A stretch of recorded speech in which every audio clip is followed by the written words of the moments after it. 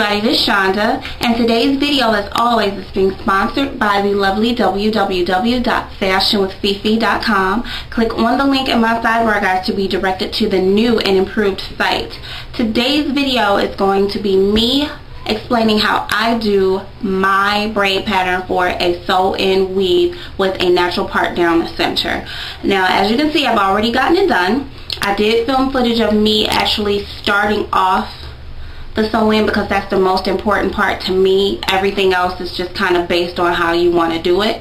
But like I said, I did film that and I did take some pictures also. But pretty much the basis of my sew-ins with the natural part in the center is you want to start off around the perimeter of your hairstyle. Of course, you want to section off the hair to cover up the tracks. But then after that, once you have that little area sectioned off, you want to do a base braid or a perimeter braid, in which case I normally just part it off around the sides of my head, around the part that's going to be left out, and going all the way around like that. Okay, to me that's the most important part because you have the option of doing your braids like this or straight to the back, but you want to make sure that you have that braid on the edge. Even if you have hair left out on the side, you can still braid it this way. You just have this hair left out on the side and this braid will be a little bit further back. But you want to have that perimeter braid so that once you get the ends of the braid or the ends of the tracks, you can tack it down to something so that you don't have, you know, the flyaway tracks. So, if you stay tuned, guys, I will show you guys how I do my sew-ins, my braid pattern for the sew-in with the natural part. And pretty much I decided to do it this way because it's easier for me to be able to oil my scalp underneath my sew-in. You also can do it with the braid straight to the back.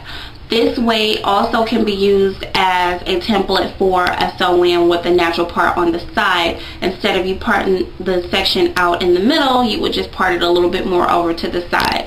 So I hope this tutorial helps you guys out, and like I said before, if you're interested, keep watching.